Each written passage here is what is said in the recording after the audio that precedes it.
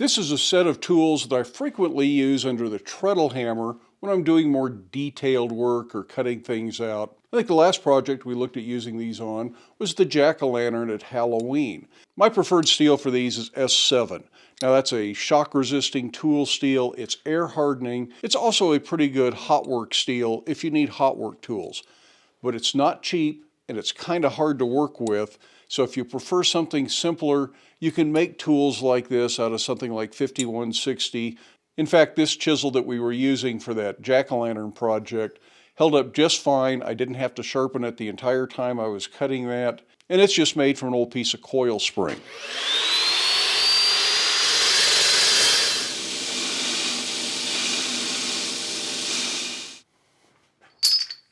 So let's just start with a very basic chisel. And the first thing I usually do just to get it out of the way is go ahead and touch mark it, and I mark them as S7, so if they ever need to be rehardened and tempered in the future, I know exactly what these were made out of. I don't need any real long heats on this, so I'm going to be working in the induction forge.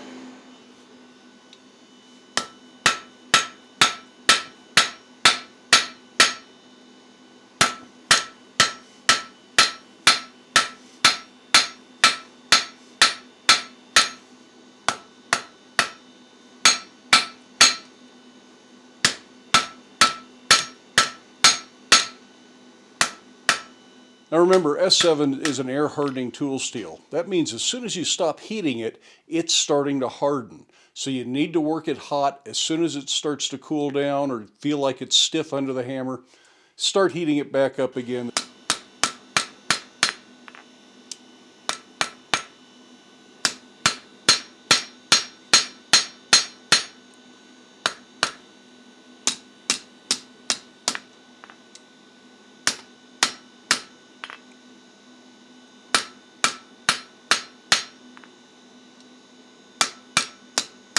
Now for a chisel, that's really all the forging we need to do. The rest of this I'll do on a grinder to clean it up and get the bevel just what I want. The next tool I want to make is going to be a simple fuller.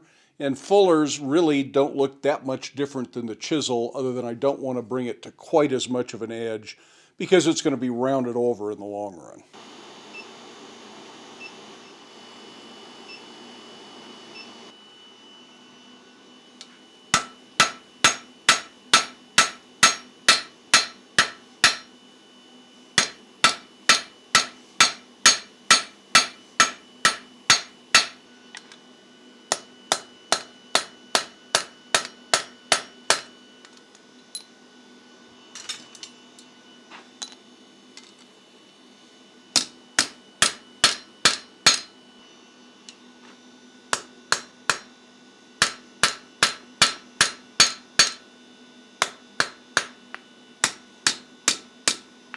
For the next two tools, I'm going to make a pair of butchers.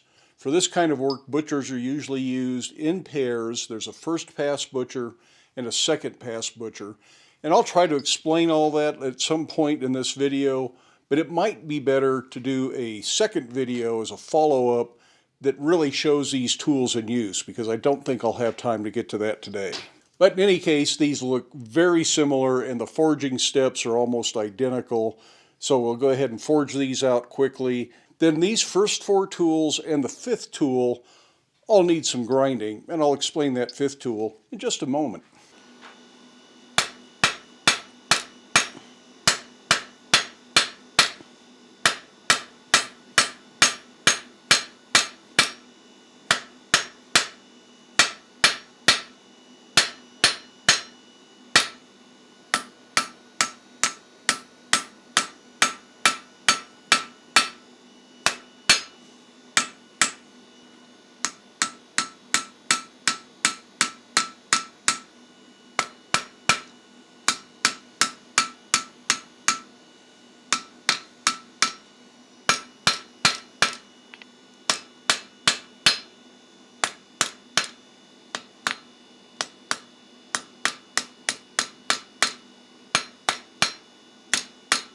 Now that's generally the shape I want. It's kind of square and bevels off on one side. That'll get ground into more of a curve. And this will be the first pass butcher. It's a little bit steeper than the second. Also has a little cold shut in the end, so I need to make sure I grind that out.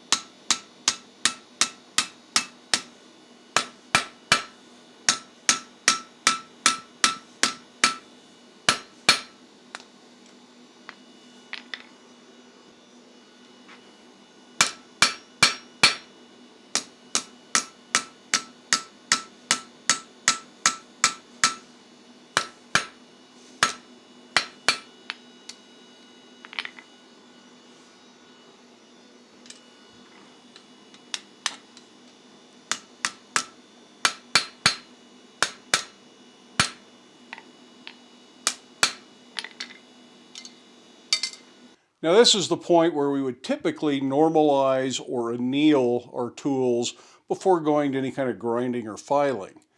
But think about that critically for a minute.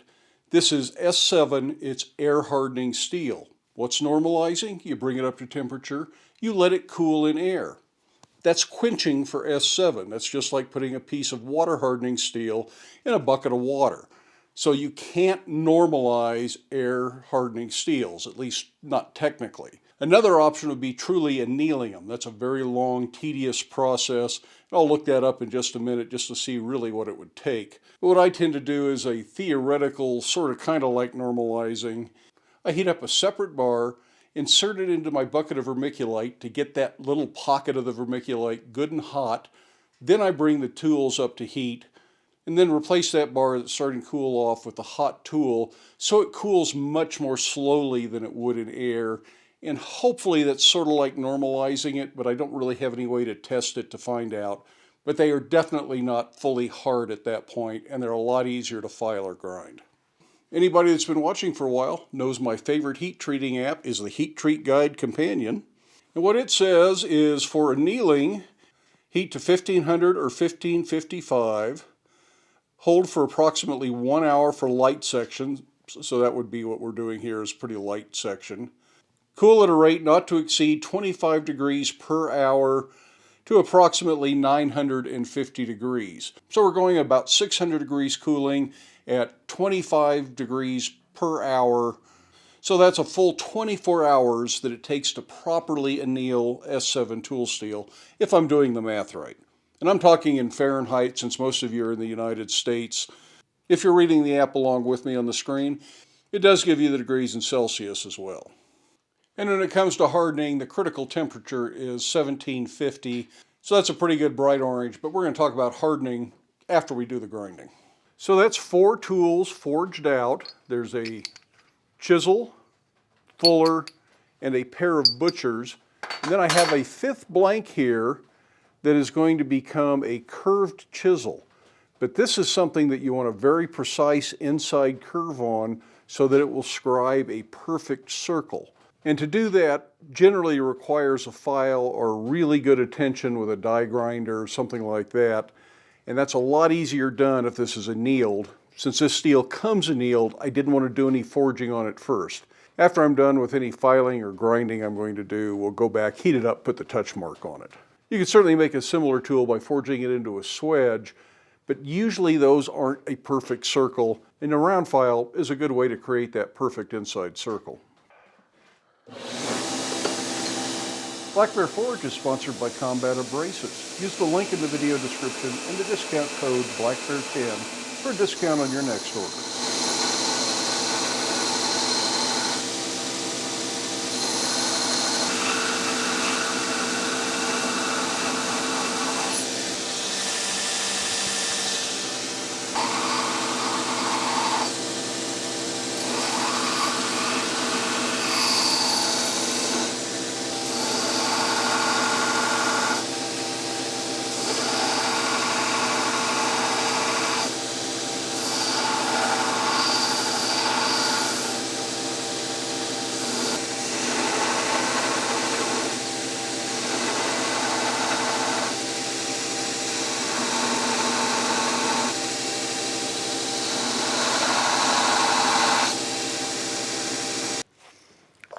I've got the 4 tools that were forged, all ground down to 120 grit finish. These are ready to harden and temper. We'll clean them up a little bit more after that and sharpen the ones that need to be sharpened. But now it's time to address our attention to this curved chisel. I just put a really rough little V-notch in there, just something that I can get the grinding bit on the die grinder to stay where I want it to. I'll rough it in some more with this, and then finish it off to exact size with a file. Then we'll grind the outer profile.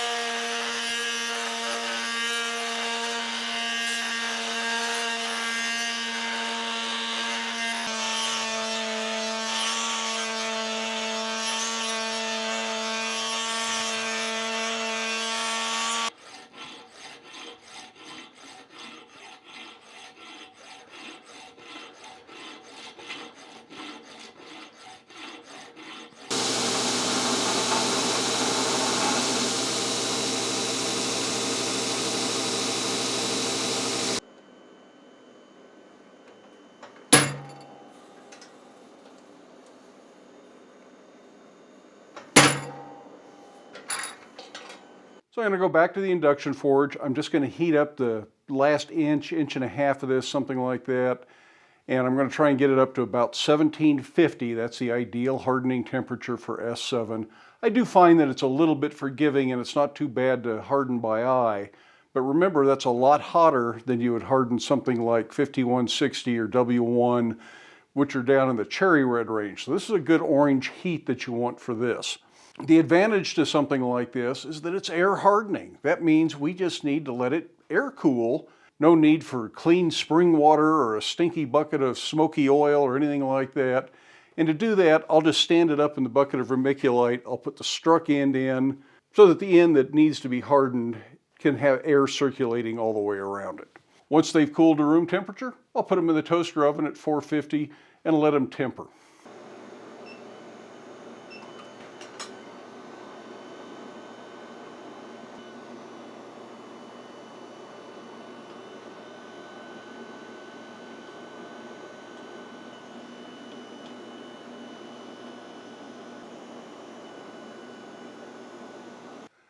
Now, hardening these in this manner, I'm not hardening most of the shank or the struck end, and that way they shouldn't harm your hammer. They're less likely to chip. They might mushroom a little bit in use, but you can grind that clean. And if it becomes a problem, you can harden the whole thing and then just temper back the struck end a little bit so that it's not likely to chip in use. Like I said, once these are cool, we're going to put them in the toaster oven at 450. That's kind of a minimal temper for these, and then I'll decide if I want to temper them a little bit more or not. S7 will take a much hotter temper than a lot of steels will. After tempering, the next step is the final grinding and polishing of the tools. I start this with a 220 grit belt, do all the tools up to 220 grit. Then I go to a 400 grit belt.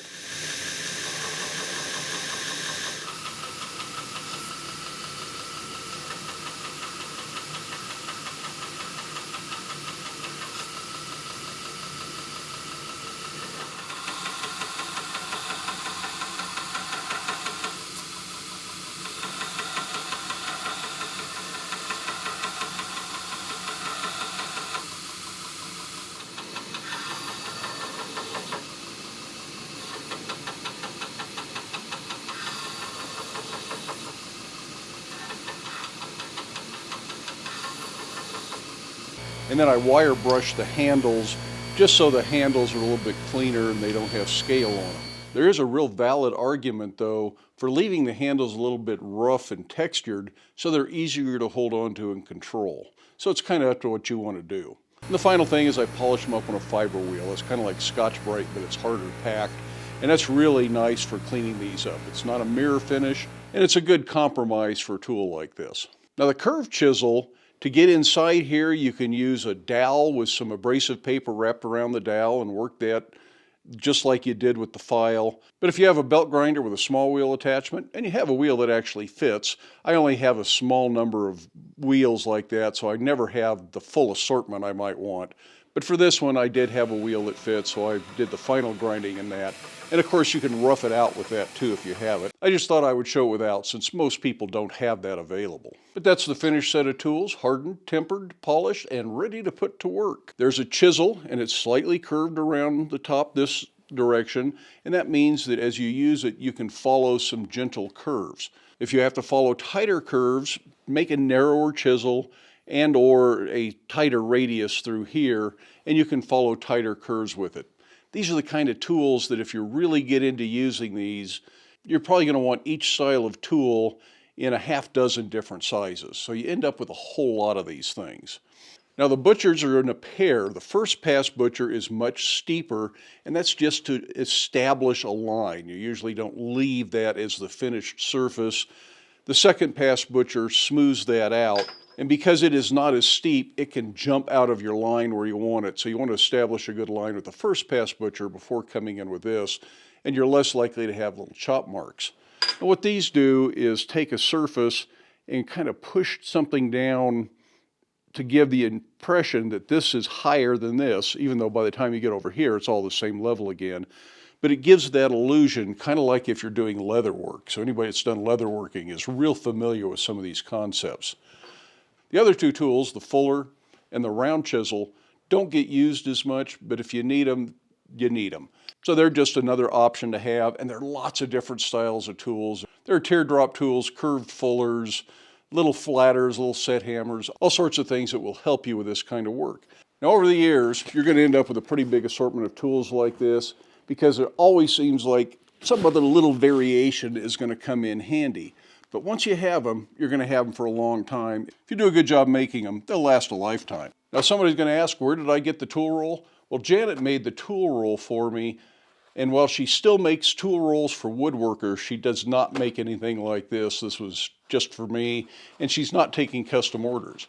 But if you want a woodworker style tool roll, even if it's for some sort of blacksmithing tools, she has those available over on her Etsy site, and I will link to her Etsy shop down in the video description.